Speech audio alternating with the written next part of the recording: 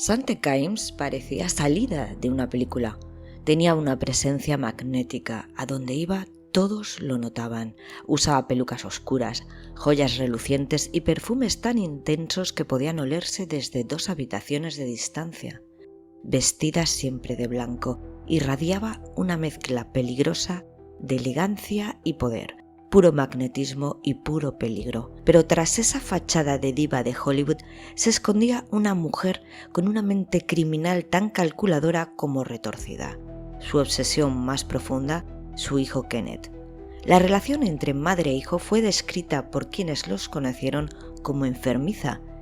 Ella no solo lo controlaba, lo moldeó a su imagen, lo convirtió en su reflejo más oscuro, en su cómplice, en su monstruo.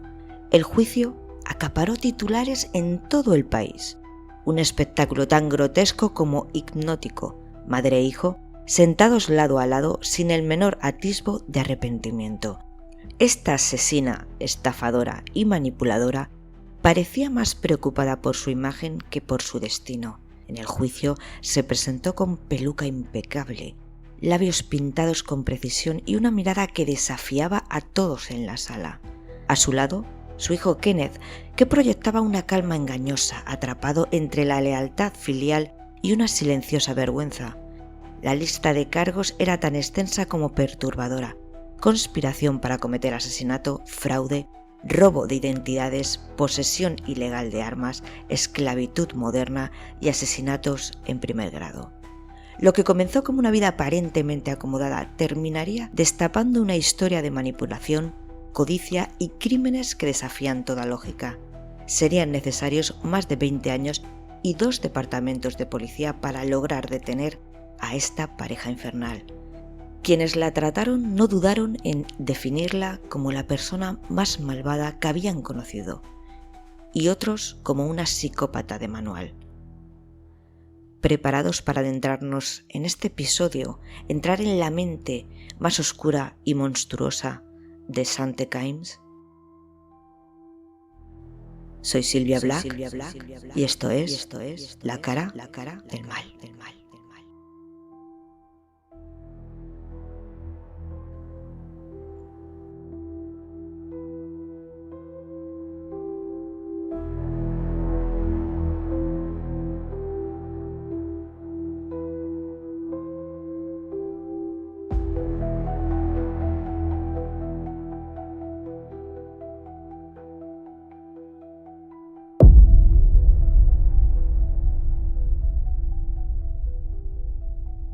Nuestra protagonista de hoy nació bajo el nombre de Sante Louise, un 24 de julio de 1934, en Oklahoma City. Era la tercera de 4 hermanos en una familia tan disfuncional como enigmática. Su madre, Mary Gertrude Van Horn, provenía de Illinois y se casó con Prama Mahendra, un herbolario indio que había emigrado cruzando Canadá en busca de una vida mejor. Pero no sería una vida larga. Murió de un infarto cuando sus hijos eran pequeños. Años más tarde, ella aseguraría sin pruebas que su padre los había abandonado y que su madre, desesperada, se había visto forzada a prostituirse. Aquello no era verdad, pero en la vida de Sante la verdad siempre fue moldeable. Su hermana menor, Reta, contó de ella un retrato mucho más perturbador. Sante tenía una relación incestuosa con uno de sus hermanos, Carl, y disfrutaba del fuego más allá de lo normal. A ella le colocaba cerillas encendidas entre los dedos para verla gritar, disfrutaba con ello. Manipulaba a sus hermanos con mentiras para que discutieran.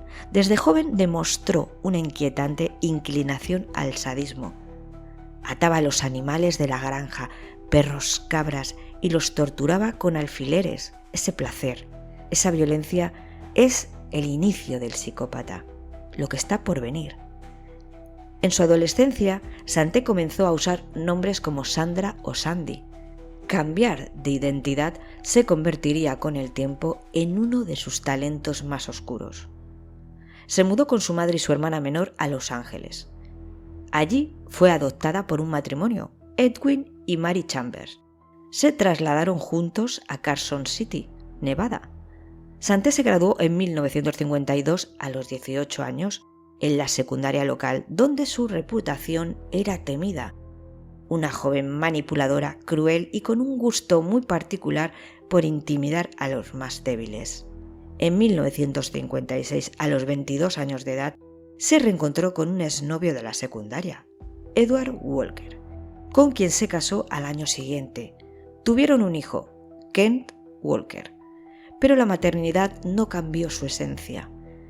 En 1960, Sante incendió una casa construida por su marido para cobrar el seguro. Obtuvo $10,000. Durante su matrimonio, varias de las casas supervisadas por su marido Edward terminaron en llamas. Nadie lo pudo probar, pero todos sabían quién era la sospechosa principal. Tras múltiples separaciones, reconciliaciones e infidelidades por parte de Sante, el divorcio se hizo oficial en 1969. Entonces, Sante y su hijo se mudaron a Palm Springs, donde comenzaría la siguiente fase de su metamorfosis criminal. Esta ambiciosa mujer, en 1971, que contaba con 37 años de edad, un día hojeaba una revista. Descubrió un artículo sobre Kenneth Kimes, un magnate hotelero con un patrimonio que rondaba los $20 millones. La fortuna del empresario no escapó a su radar.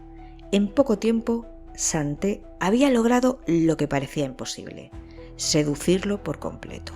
No fue un romance precipitado, sino una conquista meticulosa, tejida con halagos, confidencias y una aparente devoción que desarmaba cualquier sospecha. Se casaron en 1981 en el condado de Clark, Nevada, sellando ante el mundo la unión entre la mujer de belleza hipnótica y el millonario que creía haber encontrado a su compañera perfecta. Pero la historia entre ellos había comenzado mucho antes, ya que en 1975, 6 años antes de la boda, nació su hijo, Kenneth Kimes Jr., un niño que creció en un hogar marcado por el lujo, la extravagancia y un tipo de lealtad familiar que con el tiempo demostraría tener un precio altísimo. Su hermano mayor intentó apartar a su hermano pequeño de su madre, pero no le dejó. Esta quiso moldearlo a su manera, así que fue ahí donde Ken Walker, el hijo mayor, decidió desaparecer. Con Kenneth Jr. a su lado, esta se sintió imparable. Dedicó el resto de su vida a lo mejor que sabía hacer: engañar, manipular y robar. Estafas elaboradas, incendios provocados para cobrar los seguros, falsificaciones y robos descarados. Pero su codicia iba más allá del dinero. Cometió crímenes sin motivo financiero alguno, como esclavizar a empleadas domésticas.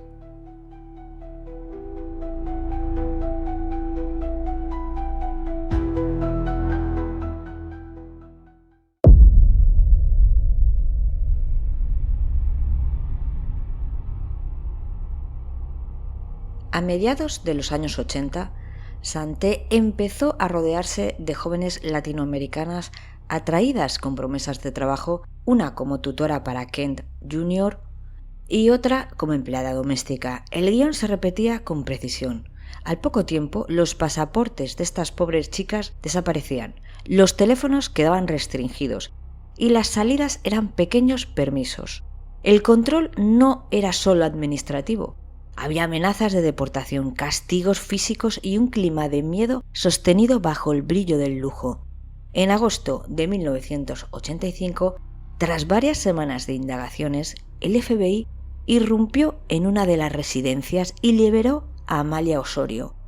El operativo se activó porque María de Rosario Vázquez consiguió avisar a su familia de que la habían golpeado, trabajaba sin cobrar y no le permitían comunicarse. Ese aviso permitió localizar el domicilio. Ya en el proceso federal declararon más víctimas. Adela Sánchez Guzmán aportó un testimonio clave sobre traslados forzosos entre Las Vegas y Honolulu y sobre el uso del miedo como herramienta de control. Maribel Ramírez Cruz relató que Sante la quemó con una plancha y la amenazó con devolverla a su país si hablaba. La pauta era inequívoca, sumisión mediante miedo, uniformada por el vestuario impecable y la sonrisa ensayada.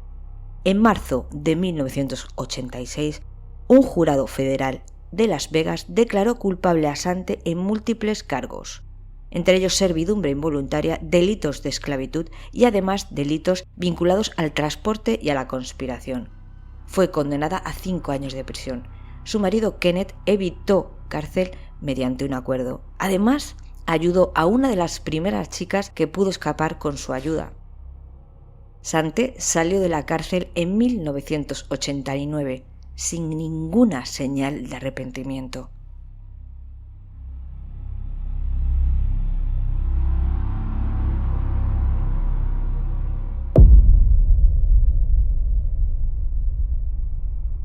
En 1994, la muerte de su marido Kenneth Kimes por un aneurisma dejó a Sante sin la pantalla más útil de su vida.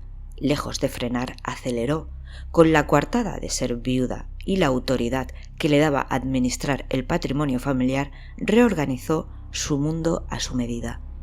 Reestructuró sociedades, movió activos entre Nevada, California y Nueva York, abrió y cerró cuentas y convirtió la firma en un instrumento de poder.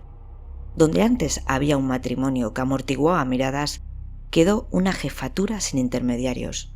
Las presiones económicas crecieron, demandas antiguas, deudas, propiedades apalancadas y el coste de sostener una vida de lujo exigían flujo constante.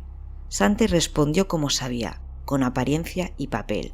La apariencia para desarmar sospechas, el papel para fabricar realidades. Perfeccionó el uso de empresas pantalla, domicilios postales, buzones en otros estados y alias que podían sonar familiares a una recepcionista o a un notario cansado. Si una puerta se resistía, cambiaba de vestíbulo. Si un banco dudaba, buscaba otro. Si un nombre se desgastaba, entrenaba uno de nuevo. A partir de entonces, Ken Jr. dejó de ser el hijo educado que la escoltaba y pasó a ocupar el lugar de operador. Su madre lo entrenó con una disciplina que se confunde con devoción. Ensayaban historias frente al espejo, secuencias de respuestas, tonos de voz para funcionarios y ejecutivos. Él aprendió a modular su acento, a sostener la mirada el tiempo justo y a parecer más importante de lo que decía ser. Hubo prácticas de firma, listas de verificación para llamadas a bancos y hasta pequeños guiones para visitas a oficinas de administración de fincas. El alias Manny Guerin no fue un capricho, fue una pieza de utilería en un teatro que ya tenía reservado el escenario. En lo doméstico, Sante estrechó el cerco, controló amistades, agendas, viajes y relaciones. La lealtad dejó de ser un valor y se convirtió en un sistema operativo. Ken debía estar disponible, debía escuchar y debía ejecutar. La duda era el ruido, la compasión una debilidad que podía costar caro. Sostener el relato de grandeza era tan importante como pagar una factura. El vestuario seguía siendo impecable. El blanco de sus abrigos funcionaba como provocación y como pantalla. Las pelucas como continuidad entre ciudades, los perfumes intensos como forma invisible. Rodearse de objetos caros no era solo vanidad, era metodología. El lujo atrae confianza, la confianza abre puertas y detrás de esas puertas hay contratos, accesos y llaves. En lo financiero, Sante viró hacia un modelo de campaña. Ya no se trataba de golpes aislados, sino de secuencias con varios pasos. Localizar la propiedad adecuada, estudiar su administración, infiltrar una identidad funcional, preparar documentación de transferencia y, si era necesario, neutralizar al testigo molesto. El fuego seguía presente como recurso para borrar rastros. La ausencia se convirtió en herramienta legal. Si nada quedaba, nada se podía probar con facilidad. Ese razonamiento cristalizó en una frase que flotaría en su entorno como manta siniestra. Sin cuerpo no hay crimen. Al mismo tiempo, la geografía Kimes se expandió. Las estancias se alternaron entre Las Vegas, Honolulu, Nassau y la costa oeste. Cada lugar aportaba ventajas tácticas. Nevada por su flexibilidad societaria California por las oportunidades inmobiliarias, Nueva York por el valor de sus propiedades y la densidad de su anonimato, Bahamas por su condición de cruce financiero. En cada territorio, Santé identificaba debilidades estructurales y diseñaba un atajo. El papel de Ken como rostro visible fue creciendo. Presentarse a entrevistas, firmar como arrendatario o apoderado, atender llamadas de administradores, gestionar cuentas menores, recoger llaves y hacer copias de documentos en mostradores de barrio. En esa rutina de fragmentos, el hijo se convirtió en bisagra. Él practicaba mientras su madre preservaba la estrategia. Ella decidía, él hacía. Si algo salía mal, el golpe se lo llevaba quien estaba delante. Esa dinámica afinada entre 1994 y 1996 preparó el terreno para lo que vendría.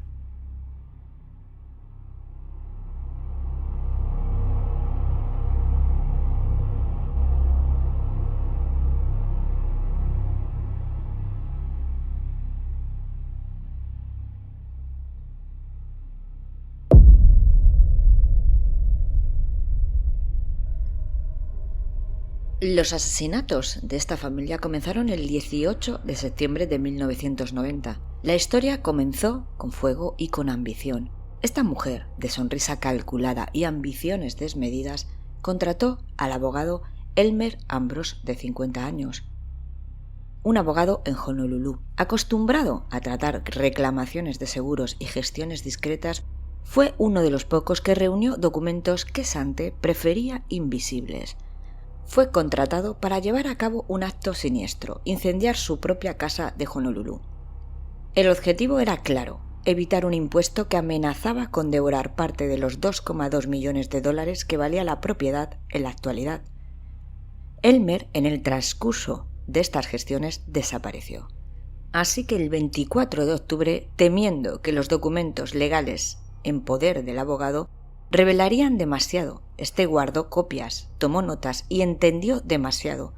Su oficina conservó papeles que podían comprometerlos. El lugar ardió, junto con las pruebas que podían hundirlos. Pero aquel incendio no sería el último. Años más tarde, en el 2000, Ken Jr. rompería el silencio.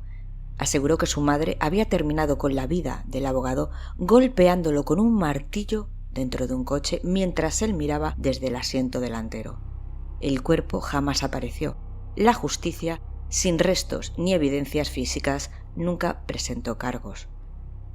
4 de septiembre de 1996, Nassau, Bahamas.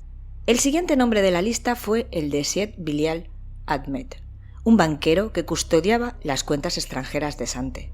Empezó a hacer preguntas sobre movimientos irregulares vinculados a cuentas que orbitaban alrededor de la familia Cairns. Preguntas sencillas, de esas que se hacen con un expediente abierto en la mesa. Así que hubo una cena para intentar aclarar algo que ya estaba claro, acabar con esa vida. Después, silencio. Santé ordenó a su hijo que acabara con él. Este le drogó, estranguló y lo tiró al mar. La obsesión de esta mujer no era la sangre, sino el poder que podía comprar con propiedades de lujo.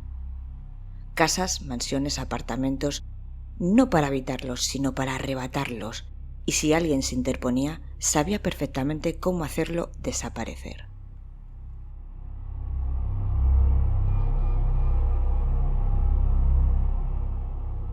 Nos situamos en el 9 de marzo de 1998. Santé falsificó la firma de David Cadin, de 63 años. Era un viejo amigo de la familia. En una escritura de hipoteca para extraer un préstamo de $280,000 sobre una propiedad en Las Vegas que no era suya. Cuando David descubrió el engaño, amenazó con denunciarla, pero pagó caro aquella amenaza, ya que fue asesinado. Tras la orden de su madre, Ken Jr. fue a su casa de Los Ángeles y una vez dentro observó a David sentado en su sillón leyendo. De repente el frío de un revólver fue directo a su nuca, un disparo sin piedad, cobarde, de un pobre hombre que una vez fue como de la familia. La limpieza del crimen fue tan meticulosa como aterradora. Este asesino se llevó el cuerpo y se deshizo de él tirándolo a un basurero. La policía encontró el cuerpo en un contenedor de basura cercano al aeropuerto de Los Ángeles semanas después. El arma nunca apareció. Nos trasladamos al 5 de julio de 1998. El misterio de Irene Silverman, una socialite y ex bailarina de 82 años en Nueva York, conmocionó a la ciudad. Ken Jr. vivía en una de las propiedades de Irene bajo un alias inventado meses antes de su desaparición. El 5 de julio fue la última vez que alguien la vio con vida. Poco después, madre e hijo fueron arrestados por fraude, pero en diciembre de ese mismo año fueron formalmente acusados del asesinato de Irene Silverman. La evidencia era abrumadora. Grabaciones telefónicas, documentos falsificados para transferir la mansión de Silverman, valuada en más de $12 millones, a una empresa fantasma propiedad de Sante. Armas, máscaras, pelucas y hasta sustancias para cometer delitos sexuales. Durante el juicio, Ken Jr. reveló que tras someter a Silverman a una pistola eléctrica, él la estranguló, colocó su cuerpo en una bolsa y lo arrojó a un contenedor de basura. La crueldad y la frialdad con la que actuaron estremeció a todos. Este macabro recorrido por las fechas clave y las víctimas de los Cairns no solo revela la escalofriante saga de una familia marcada por la codicia y la violencia, sino también expone cómo la manipulación y el terror se entrelazan para crear una historia de horror real.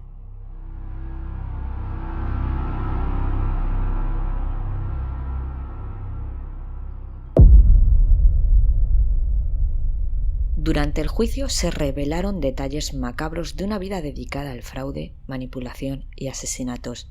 Kenneth Jr. se convirtió en la pieza clave para desentrañar el entramado criminal, confesando no solo el asesinato de David Kading, el de Irene Silverman, sino también el brutal homicidio de Elmer Ambrose. Su testimonio describe con escalofriante frialdad cómo actuaban bajo las órdenes y la influencia de su madre. El juicio, que se llevó a cabo en el año 2000, mantuvo en vilo a la opinión pública. La Fiscalía presentó un caso sólido, sustentando en pruebas forenses, testimonios y confesiones. Los abogados defensores intentaron desacreditar las acusaciones, pero la evidencia era irrefutable. Los agentes del FBI y el Departamento de Policía de Los Ángeles ya tenían bajo pista a estos dos criminales. Descubrieron una solicitud de hipoteca firmada con el nombre de David Kading, vinculada a una casa en Las Vegas que había sido parcialmente incendiada. Pronto un nombre empezó a repetirse: Sante Cairns. Uno de los testigos fue David McCarran, un hombre sin hogar. Confesó haber sido obligado por Sante y Kenneth a vivir en esa casa con el propósito de cobrar el seguro. Había sido testigo del intento de incendio y sabía que algo más oscuro se estaba gestando. Pero no fue el único en hablar. Stan Patterson, otro testigo clave, confesó haber vendido un arma a Kenneth, la misma que se usaría para asesinar a David Kading. Cuando la policía lo confrontó con la gravedad de los cargos que enfrentaba, asesinato, fraude y encubrimiento, Patterson aceptó cooperar. Finalmente, madre e hijo fueron condenados por múltiples cargos de asesinato, fraude y otros crímenes relacionados. Las sentencias fueron duras. Ambos recibieron condenas de cadena perpetua sin posibilidad de libertad condicional. La justicia había logrado atrapar a una de las parejas criminales más retorcidas y despiadadas. El jurado no dudó. En su primera votación declaró culpables a Sante y a Kenneth Jr., no solo por los asesinatos, sino por 117 cargos adicionales: robos, fraude, conspiración, posesión ilegal de armas, allanamiento, falsificación y hasta escuchas ilegales. Durante el juicio, Sante intentó manipular a la prensa y al jurado. Entregó una nota al periodista David Rowe del New York Times en plena corte. El juez, furioso, amenazó con esposarla y restringirla el acceso total telefónico. Ella optó por no testificar. sabiendo que los fiscales podrían interrogarla sobre su historial criminal, incluyendo su condena previa por esclavitud. Al momento de la sentencia, Sante tomó la palabra. Culpaba al sistema, a los fiscales, a los abogados, incluso comparó el juicio con los juicios de Salem, acusando a los fiscales de asesinar la Constitución. Pero el juez fue implacable. La llamó sociópata, degenerada y describió a Kenneth como un depredador despiadado. Ambos fueron condenados a cadena perpetua, 120 años para ella y 124 para él.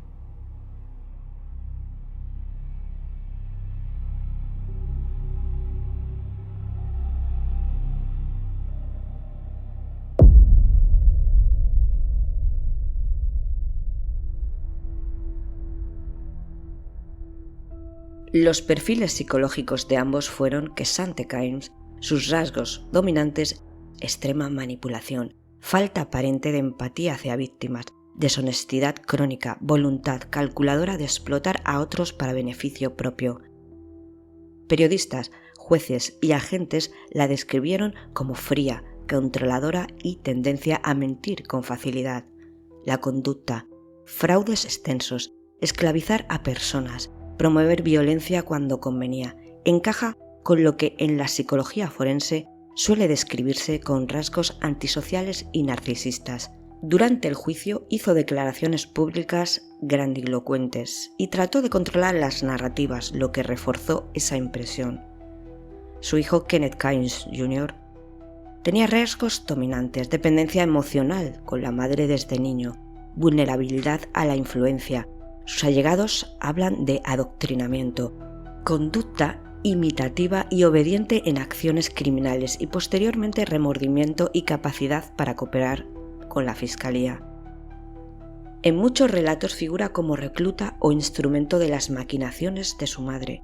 No exento de peligrosidad, participó activamente en los crímenes, pero con un componente de sometimiento psicológico a la figura materna. Sus entrevistas posteriores muestran arrepentimiento y una lectura consciente de lo que vivió. Sante Kynes falleció en prisión el 19 de mayo del 2014, pero su legado oscuro y violento sigue siendo objeto de estudio y fascinación en el mundo del true crime. Kenneth Jr. continúa cumpliendo su condena, enfrentando las consecuencias de sus actos. Este capítulo final no solo cierra la historia de los Kynes, sino que invita a reflexionar sobre cómo la ambición desmedida y la falta de escrúpulos pueden destruir vidas y dejar cicatrices imborrables.